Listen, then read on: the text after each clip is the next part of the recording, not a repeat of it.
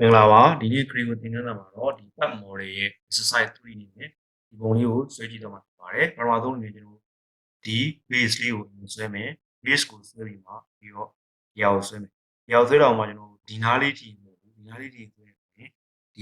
ဒီနားတွေကပြဿနာဖြစ်နိုင်တယ်ဒီနားတွေက error တွေဖြစ်နေတယ်အဲဒါဆိုကျွန်တော်ဒီကနေဒီအလဲလေးကျွန်တော်ဆွဲလိုက်ဒီအလဲလေးဆွဲလိုက်မယ်နော်ဒီအလဲလေးဆွဲလိုက်မယ်မြင်အောင်ပြလိုက်မယ်ဒီလိုလေးပေါ့ဒီလိုလေးဆွဲလိုက်မယ်ဒီလိုလေးဆွဲလိုက်မယ်နော်အဲ့လိုလေးဆွဲလိုက်အဲ့ဒီဆွဲလိုက်ပြီးတော့ H2 လုပ်လိုက်ပြီးရင်မှဒီနားကနေမှသားပြီးဒီမှာဒီစလင်ဒါနဲ့ H2 လုပ်လိုက်ပြီးမှဒါကိုဖောက်ချလိုက်နော်အဲ့လိုမျိုးဆွဲကြည့်မယ်အဲ့တော့ကျွန်တော်ဆွဲကြည့်မယ်အဲ့တော့ဒီ plane မှာဆိုရင်ကျွန်တော်ဒီမှာကျွန်တော်ဒီ plane မှာဆွဲလိုက်မယ်နော်ဒီ plane မှာဆွဲလိုက်မယ်အဲ့တော့မှဒီမှာဒီကနေပြီးတော့ဒီလိုဖြစ်မယ်ဒီလိုဖြစ်မယ်ဒါကိုအထင်ပြေလို့ဆွဲလို့ရရင်နော်ဒီ plane ကနေမဟုတ်ဘူးねကျွန်တော်ရှေ့မျက်နှာသားနေနော်ပြီးရင်ကျွန်တော်တို့ဒါကို center line ပေးလိုက်မယ် center line ပေးပြီးကျွန်တော် dimension ကိုပို့ပေးမယ်ဆိုတော့ဒါတွဲဖြစ်မယ်အရင်တွဲဖြစ်မယ်ပြီးရခါမှာဒီဟာရဲ့ center line ရဲ့ဒါကို control နဲ့ပြန်နှိပ်မယ်အဲ့ဥစ္စာကဘယ်လောက်ဖြစ်လဲ56ရှိ56အပေါ်ကနေပြီးတော့ဒီအပြည့်အကုန်လုံးက15ပဲရှိပြီးတော့ရုပ်စာပေါ့နော်ရုပ်စာကကျွန်တော်ဘယ်လောက်ရှိလဲ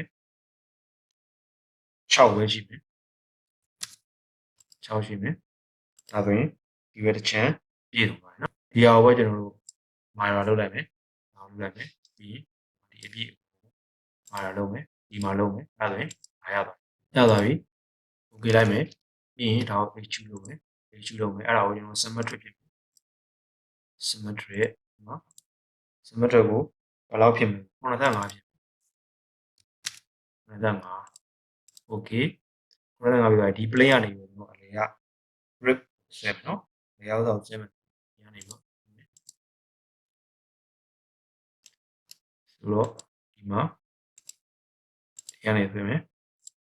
ဒီကနေပြီးတော့ကျွန်တော်ဒီကိုလှမ်းပြီးတော့ရှိနေပြီစလင်ဒါတွေသွားမယ်ဟာဒီမှာစလင်ဒါအလဲဥတိုင်းပြီးတော့ဒီကလွေးလာမယ်ပြီးလွေးလာမယ်နော်အဲဒီခါမှာဆိုရင် diameter ဒီဥစ္စာကကျွန်တော်25ဖြစ်မယ်ဒါကဘယ်လောက်ဖြစ်မလဲစလင်ဒါရဲ့ diameter စလင်ဒါရဲ့စင်တာနေပြီးတော့အစွန်းဒီ36ဖြစ်မယ်ဟုတ်ပြီဒီကနေပြီးကျွန်တော်ဒီအစွန်းဒီနော်ဒီအစွန်းဒီကဘာဖြစ်မလဲကျွန်တော်ပေးထားတယ်100ဖြစ်ပြီးတော့ဒါကဘယ်လောက်ဖြစ်မလဲဒါကစလင်ဒါရဲ့ diameter ဖြစ်မယ်နော်36/2ပေါ့နော်ဒီလောက်လေးဖြစ်တာမယ်အဲ့တော့ဒီဥစ္စာရဲ့အမြင့်ဟာဒီအောက်ခြေကနေကျွန်တော်တို့ဒီအောက်ခြေကနေဒီက63ကြီးမယ်63ဒါဆိုရင်ပြည်တယ်နော်အဲ့ဒါကိုကျွန်တော် H2 လုပ်မယ် H2 ကဒါလေးကိုယူလိုက်မယ် H2 symmetric သူ့ရဲ့အထူလေးက12ရှိမယ်နော်12အဲ့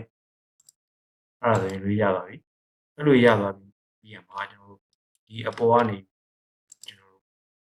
ဆွဲမယ်နော် circle ဆွဲမယ် cylinder လုပ်ဖို့ circle ဆွဲမယ်အဲ့မှာဆို reference ကဒါကြီးဖြစ်နေ reference နော်ဒီမှာဒီစာပေအဲ့ဒါကြီး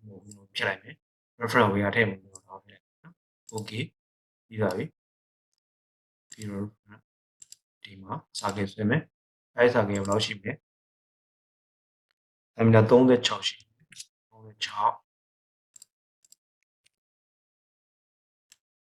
36ဒီဥစ္စာကိုကျွန်တော်တို့ H2 လုပ်မယ်ဒီဘက်ကိုဖြစ်မယ်အဲ့ဒါမှ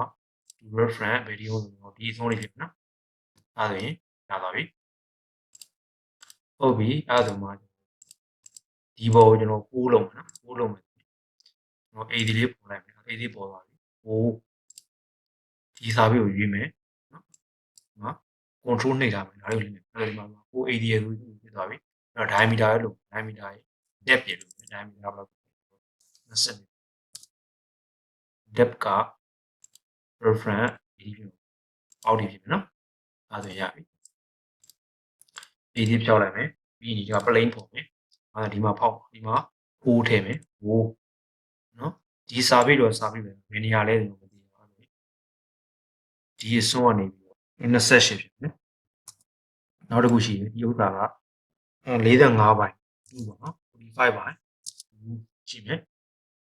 ပြီးတော့ diameter ဘယ်လောက်ရှိလဲ12လို့ပြောထားတယ်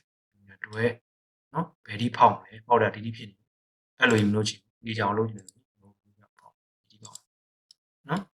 အဲ့ဒါဆိုရင်ရပါတယ်အဲ့ပြီးတော့ကောင်ကျွန်တော်ဒီတိုင်းဒီဥစ္စာကို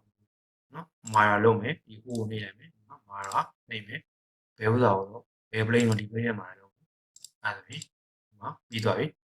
အဲ့ဆိုရင်ဒါလေးကိုကျွန်တော်ဆွဲလို့ပြီးသွားပြီကျွန်တော် dimension တွေတက်မယ်မြင့်ထည့်မယ်ဆိုရင် annotate ပေါ့နော် annotate သွားမယ်နော် add to screen ပြီးရင် show annotation နော်ဒီဥစ္စာကိုထည့်မလား h1 ဒါကိုထည့်မလား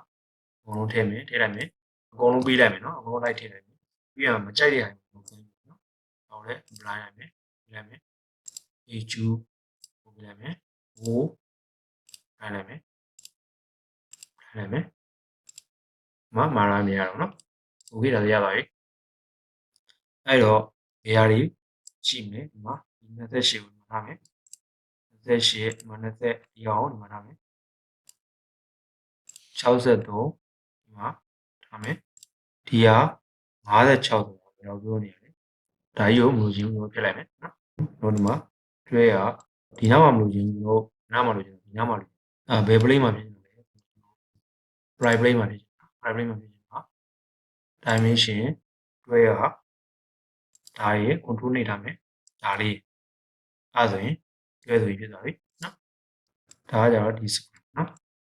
ပြီးတော့ဒီ6ဆိုတာရှိတယ်အဲ့6ကိုလည်းဒီဘက်လေးကိုလိုချင်တာဖြစ်တယ်အဲ့တော့ဒီ6ကိုဖြတ်လိုက်မယ်6ကိုမထည့်ဘူးအဲ့တော့ဒီဘက် right plane ကနေပြီးပေါ့ dimension ဒီဟာရဲ့ဒါရဲ့6ဆိုထည့်လိုက်မယ်နော်ပြီးတော့ကျွန်တော်ဒီ16ဆိုတဲ့ဟာကိုမလိုချင်ဘူး16မလိုချင်ဘူးကျွန်တော်ဒီမှာ12ကပါပြီးသားဖြစ်တယ်အဲ့16ကိုလို့နော်ပြီးရင်ဒီအောက်မှာဒါကြီးရှိနောက်ကောင်ကိုအပြင်ထုတ်လိုက်မယ်နော်အဲ့ဒါဆိုရင်ဒီမှာ95ဒါမြင်လာပါပြီအပေါ်သွားမယ်36 36ဤဥစ္စာကိုသွားမယ်22ကိုနော်22ပုံစံကိုမကြိုက်ဘူးအဲ့ဒါဆိုရင်ကျွန်တော် top plane ကနေတော့ top plane